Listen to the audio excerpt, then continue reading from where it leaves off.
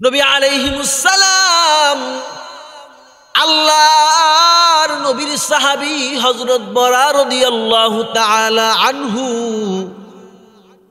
নবীর কাছে গেলেন। সরওয়ারে দু আলম নবী হযরত বরার সাথে সাক্ষাৎ করেছেন। হযরত বরা আল্লাহর নবীর থেকে সবক নিলেন। হযরত বরা আল্লাহর নবীর থেকে সবক নিলেন। হযরত বরা নবীর সঙ্গে মুলাকাত করছেন, কিন্তু যখন হযরত বরা নবীর কাছে গেছেন, সাথে কইরা নিজের সন্তান তালহাকে নিয়ে গেছেন। হযরত বরা নবীর সাথে কথোপকথন করে বরা যখন রিটার্ন বাড়ি চলে আসবে, নবীর দরজার থেকে বের হইছে। হযরত তালহা বাবার হাতটা ধইরা বলে, বাবা তুমি এখানে দাঁড়াও, নবীর সাথে আমার কথা আছে। হযরত তালহা আল্লাহর নবীর কাছে গেলেন, গিয়ে বলেন, ওগো সরকার, ওগো সরদার, আপনি আমার বাবা হযরত বরাকে তালিম দিলেন, আমার বাবা হযরত বরাকে আপনি শিক্ষা দিলেন। রাসূল গো, আপনি আমারেও কিছু তালিম দিয়া দেন, আমারেও কিছু আপনি শিক্ষা কিছু দিয়া দেন, যেই শিক্ষাগুলো আমি তালহা মৃত্যুর পূর্বে যেন আমল করে মরতে পারি। সরওয়ারে দু আলম নবী তালহাকে বলল, তালহারে, তুমি এখন এই মুহূর্তে তুমি তোমার বাবার কল্লাটা কেটে নিয়ে আসবা। আল্লাহর নবী হাবিবে কিবরিয়া মুহাম্মাদুর রাসূলুল্লাহ সাল্লাল্লাহু আলাইহি ওয়াসাল্লাম আল্লাহর রাসূল তালহাকে বলতে দেরি হইছে। তালহা একটা দৌড় দিতে আর দেরি করে নাই। আল্লাহর রাসূল তালহাকে ডাকলেন, এই তালহা, আয় আয়, আমি নবীর কাছে আয়। আল্লাহর রাসূল তালহাকে ডেকে বলে, তালহারে, তোমার বাবার কল্লা কাটা লাগবে না, আসো আসো, আমি নবীর কাছে আসো। হাবিবে কিবরিয়া মুহাম্মাদুর রাসূলুল্লাহ সাল্লাল্লাহু আলাইহি ওয়াসাল্লাম আল্লাহর রাসূল হযরত তালহাকে ডেকে বলে, তালহা, আমি দুনিয়াতে কোনো সন্তানকে তার পিতার গর্দানকে কাটার জন্য জমিনে আগমন করি নাই। আমি দুনিয়াতে কোনো সন্তানকে তার পিতার গলা কাটার জন্য আসি নাই। তালহারে, আমি শুধু তোমাকে পরীক্ষা করে দেখলাম, আসলে তোমার ভিতরে কি আল্লাহর নবীর মহব্বত কি বেশি, নাকি তোমার বাবার মহব্বত তোমার দিলের ভিতরে বেশি? তালহারে, একটু পরীক্ষা করে দেখলাম। তালহা, যা যা, তুই আমার পরীক্ষায় পাশ হয়ে গেলি। আরে ভাই, তাদের ভিতরে তো বাবার চাইতে নবীর মহব্বত বেশি ছিল, দাদার থেকে নবীর মহব্বত বেশি ছিল।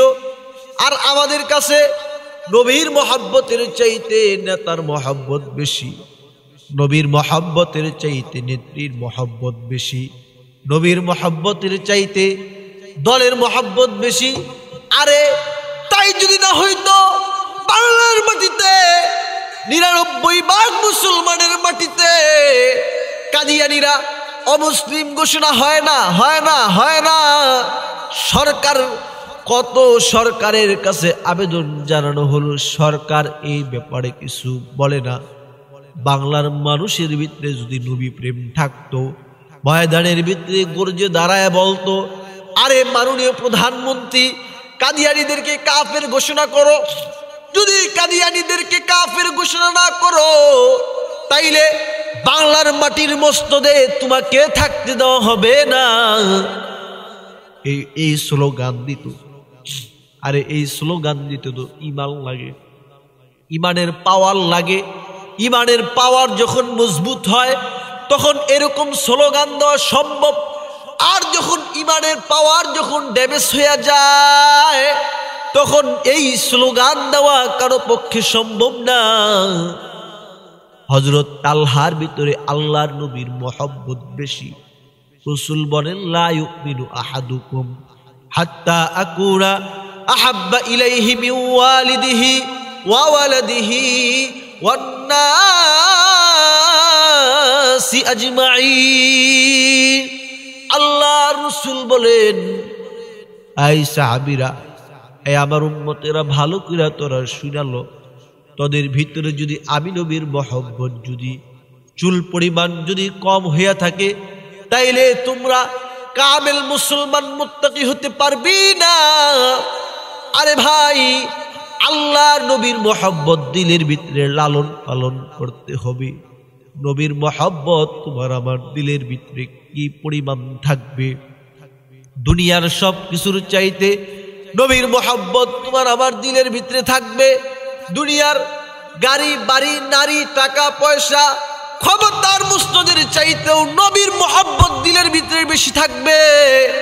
আরে এমন মহব্বতটা তুমি যদি অর্জন করতে পারো, আরে যেরকম ওয়াহশী সরওয়ারে দো আলম নবীর যেই সাহাবী ওয়াহশী, যে কিনা আল্লাহর নবীর চাচা আমির হামজাকে নিজের হাতে কতল করেছিল, আল্লাহর রাসূলের হাতে হাত রেখে কালেমা পড়ে মুসলমান হয়েছে। সরওয়ারে দো আলম নবী ওয়াহশীকে ডেকে বলে, ওয়াহশী রে, তোরে দেখলে আমার চাচার কথা মনে পড়ে। ওয়াহশী, তুই কিন্তু আমার জীবদ্দশায় আমার চোখের সামনে কোনোদিন আসবি না। আল্লাহর নবী ওয়াহশীকে নিষেধ করে দিলেন। ওয়াহশী রাসূলের সামনে নবীর জীবদ্দশায় কোনোদিন নবীর সামনে যায় নাই, কিন্তু যেদিন মুসাইলামাতুল কাজ্জাব নিজে নবী দাবিদার হয়েছে, ভণ্ড, আরে ভণ্ড নবীর বিরুদ্ধে, নবীর খতমে নবুয়তকে অস্বীকারী মুসাইলামাতুল কাজ্জাবের বিরুদ্ধে যেদিন যুদ্ধের এলান হয়ে গেল, ওই দিন আল্লাহর রাসূলের দুশমন মুসাইলামাতুল কাজ্জাবের বিরুদ্ধে যুদ্ধের এলান হয়ে গেলে ওয়াহশী বাড়িতে গেছে, গিয়া খঞ্জরটা হাতে নিয়া একটা দৌড় দিছে। যে ওয়াহশীর বাড়িতে ঢুকছে, ঢুইকা নবীর চাচা আমির হামজাকে যেইভাবে কতল করেছেন, সেম ওইভাবে ওয়াহশীকে ওইভাবে ওয়াহশী সেই মুসাইলামাতুল কাজ্জাবকে হত্যা করেছেন। হত্যা কইরা খঞ্জরটা হাতে নিয়া একটা দৌড় দিয়া সরওয়ারে দো আলম নবীর কাছে এসে বলে, ওগো সরকার, ওগো সরদার, আল্লাহর রাসূল কতালতু খায়রান নাস কতালতু শাররান নাস। ওগো আল্লাহর নবী, এই খঞ্জরটা দিয়া আমি সবচাইতে ভালো মানুষটা মারছিলাম। ওগো আল্লাহর নবী, কিন্তু এই খঞ্জরটা দিয়ে আমি আজকে সবচাইতে খারাপ মানুষটা মারলাম।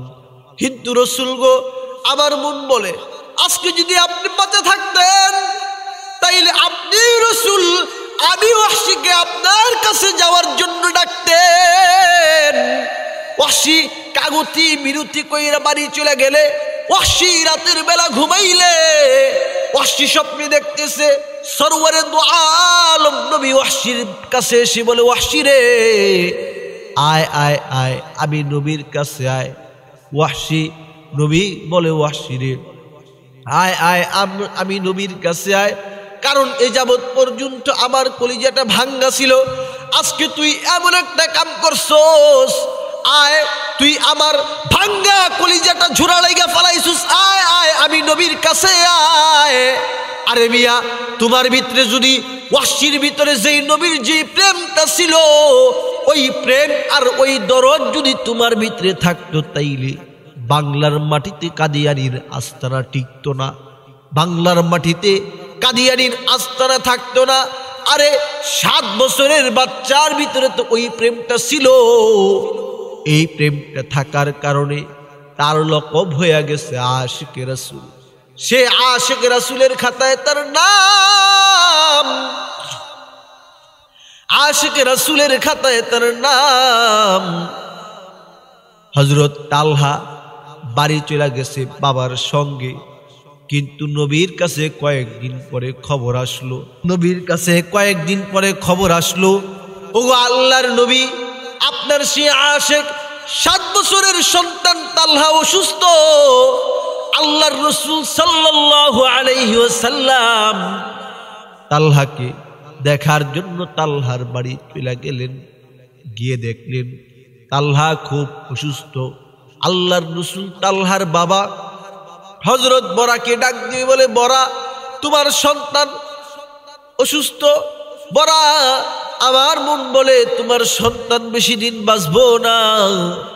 বরারে, আমার ছোট্ট আশেক তালহা যদি মরে যায় তাইলে তুমি বরা কিন্তু আমি নবীরে খবর দিবা, কারণ আমি আমার আশেক, আমি আমার মোহাব্বতের আশেক, আমার তালহার জানাজা আমি পড়াবো, আমি আমার তালহাকে নিজের হাতে গোসল করাবো, আমি তালহার জানাজা পড়াবো, আমি আল্লাহর নবী তালহাকে কবরে নামাইবো।